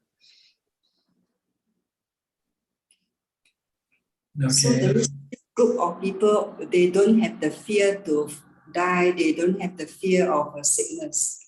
Yes, but they still want to have a husband or a wife. They cannot live alone, they're still lonely. But then they are not afraid to die if they have to die now. That's right. They're not afraid to die, or they're not afraid to lose their loved ones, because they know this is something that cannot be prevented. Very complicated. Okay. Yeah. Okay. Yeah. Thank you. So it's different level. Thank you, Tanajan. It's a different problem. Sexual desire is another problem that Sotapanna hasn't yet solved. Sotapanna only solved the problem of fear of death and fear of sickness, or fear of aging. Okay. Anybody else? Sammy again. Sammy? Yes, Dhanachan. I was just wondering, since as a layman, we can reach, I think, up to the stage of the anagami, no? So what is the right motivation to want to become ordained? Well, once you become an anagami, you want to ordain because you have no reason to be a lay person anymore because you don't have sexual desire. The reason why you don't want to ordain is because you still have sexual desire and you cannot live with this sexual desire. But once you have got rid of this sexual desire, then there's no reason to remain a lay person anymore. So it's better to wait until we're anagami to ordain? It's up to you. It doesn't matter how you get there. You can get there as an ordained person. You can get there as a non-ordained person also. It's not whether your status is your ability to develop wisdom and samadhi or not. That will be the indicator of your success. Sadhu, sadhu. Okay. Anybody else? Jacob. Evie, huh? Evie first. Okay, Evie. Ajahn, thank you. Ajahn, why do most people only can say about goodness, but I find that they are so difficult to applicate in their deeds? I don't understand your question. Can you please say clearly? Why does the most people only can say about the goodness, about goodness things, but I find that they are difficult to applicate in their practice. Just saying about goodness, but their deeds are not like they say. Saying is easy than doing. It's easy to say, oh, I'll keep the precept, but never keep it. You know, you can say, oh, I'll keep the precept because it's easy to say, but it's hard to do. It's because they just understand on the brain, but the heart doesn't knowing. They don't have the ability to keep the precept, but they want to show people that they can. So they say, I will keep the precept, but they never keep it. See. Yeah, most people like that. And about Ajahn as well. People like to show off, but they don't show what they do. They just show by saying what they can do. Yeah, so much people like that, Ajahn. It's really including you and me. Yeah, so I think maybe we know just in the brain, but the heart is not knowing. Yeah, the heart cannot do it because the heart is being blocked by the defilement. See? The defilement don't want the heart to do it. The defilement allow the heart to say, to speak, but not allow the heart to do. And the defilement walk in our heart. Is right, Ajahn.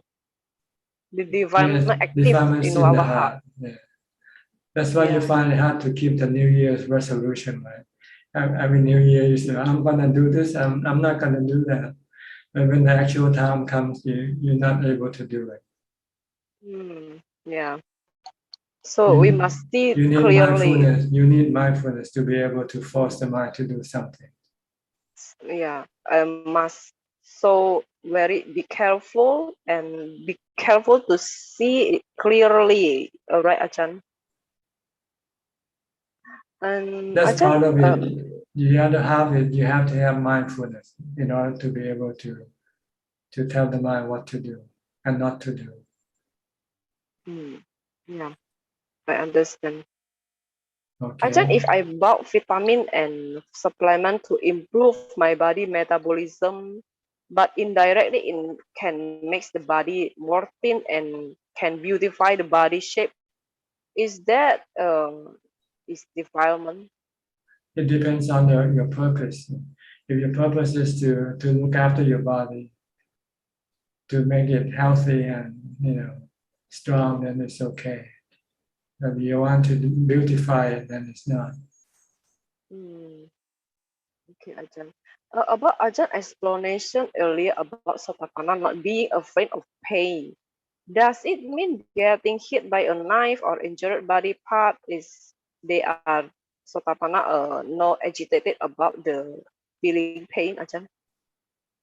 They feel the pain, but they don't react to the pain. They have no dukkha in the mind when the pain of the body arises. Just feel good feeling, but they have injured, they not agitated about the Yeah, feeling. right. They're not hurt mentally, but only hurt physically. Okay, Ajahn, thank you. Okay. Anybody else? Any question? We have a Jacob. He just come. Jacob. Okay. Hello, John. I have no questions. I'm just going to listen. Okay. Thank you. You're welcome. I think Facebook has a question. Okay, go ahead. We have 5 more questions from Facebook,ท่านอาจารย์. First question from Pauline Soon. How the 5 aggregates relevant to the meditation? Well, the 5 aggregates are objects of attachment the mind attached to. And this causes dukkha in the mind. So you want to meditate and teach the mind to let go of the attachment to the 5 aggregates in order to be free from dukkha. Next question from Amon Pan Pink. Namaskaran พระอาจารย์ May I ask another question ค่ะ? I'm wondering why our mindfulness level can be different through time. One time that I meditate, I feel focused and think of nothing. Why another time I could not focus well, especially when I have more stuff to consider or to design. Does this mean that my mindfulness strength has reduced? Thank you. Yes, it's anicca. See? It can increase and it can decrease. It depends on you. If you keep being mindful, then it will keep increasing. When you're not being mindful, then it is decreasing. Next question from Pauline Soon. As a meditator, do we have to understand about greed, delusion, aversion, ignorance in detail? Thank you. Yes, you have to know them because they are your enemies. You want to catch them, put them in jail, or slice them up, kill them. Next question from Kim Lee. My relevance and appreciation to your teaching, ท่านอาจารย์. Sometimes during meditation, especially walking meditation, defilement arise. Sometimes I was lost and went after it. After listening to my answer from you the other days, I am more confident that I am practicing correctly. Why defilements arise during walking meditation, I was aware of it, alternate with contemplating asubha. I did intently put my whole effort. I was almost lost with the battle, but I won. I was proud of myself, but today, during evening break, I was very tired from work since morning.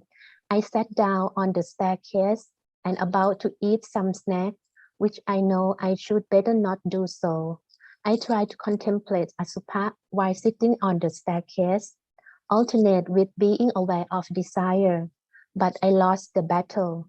If I can always win the battle, except from having peaceful mind, I will also have good health. Please give me some advice about my case. Thank you. Well, you should not stop contemplating.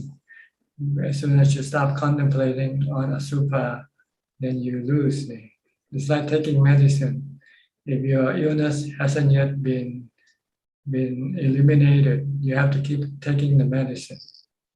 If your desire is still working, then you have to use the contemplation to get rid of your desire.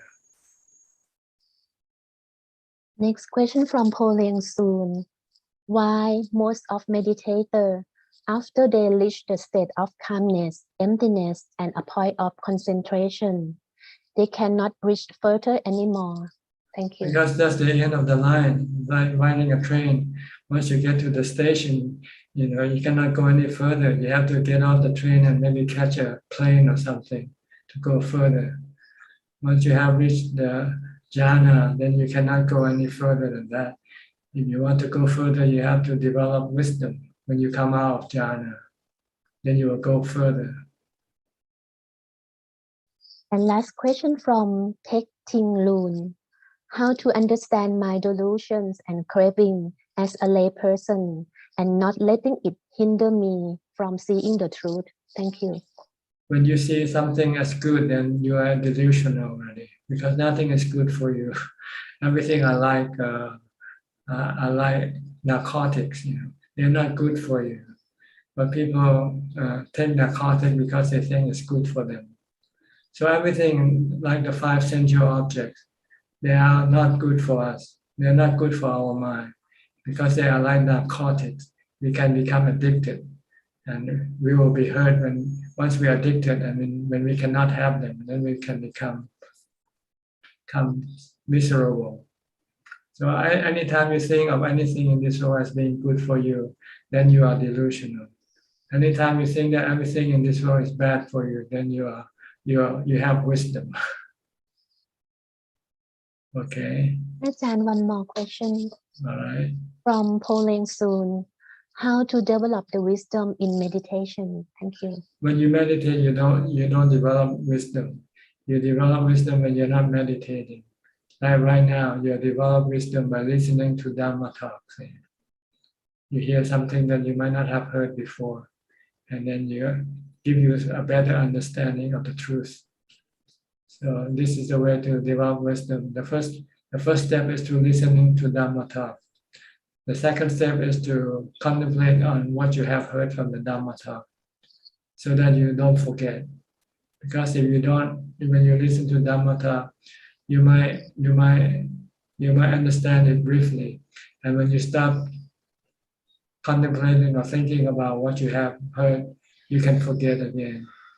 So the next step is to keep on thinking of the Dhamma teaching of the Buddha when you're not listening to Dhammatalk, to maintain it in your mind, to keep it in your mind, so that you can apply it when you have your defilements arises. When your defilement arises, then you apply the wisdom that you have studied from the Buddha to get rid of your defilement. So these are 3 levels of wisdom, development of wisdom. First level is to listen to Dhammatalk or study Dhamma books. Second, try to think about these Dhamma talks and that you have studied or read or heard, so it stays in your mind, not disappearing from your mind. The third step is to apply this wisdom when you have defilements. And when you have wisdom, you can get rid of your defilement. Okay? No more question? No more questions. Okay. Anybody else? Because we have a Rose come from Rose? Yeah, Okay, yeah, Rose. Florida. Okay. Come on in, Rose. I haven't seen you for a long time. Thank you for your donation. Cannot hear you. Somehow your sound doesn't come through. Hello, Tanajan. Yes, can hear you now. How are you?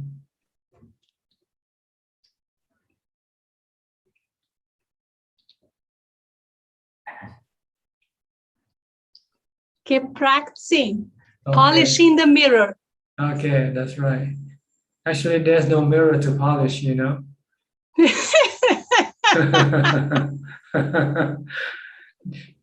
You're still deluded. You still see the mind as a mirror, when the mind actually is not a mirror. But that would be the last step, you know. Before that, you can treat it as a mirror. But eventually you will have to see it. It's not a mirror, it's just an empty space. What happened to you? You disappeared from my screen, maybe on the other page. Okay. Are you still here, Rose? Cannot see you or hear you. Oh. She's still in. Oh yeah, okay. You have anything to say, Rose? Nothing. Just to say thank you, Tanajan. Okay, you're welcome. I also would like to thank you for your generosity, for your donation for the school and for me. I have received them, okay?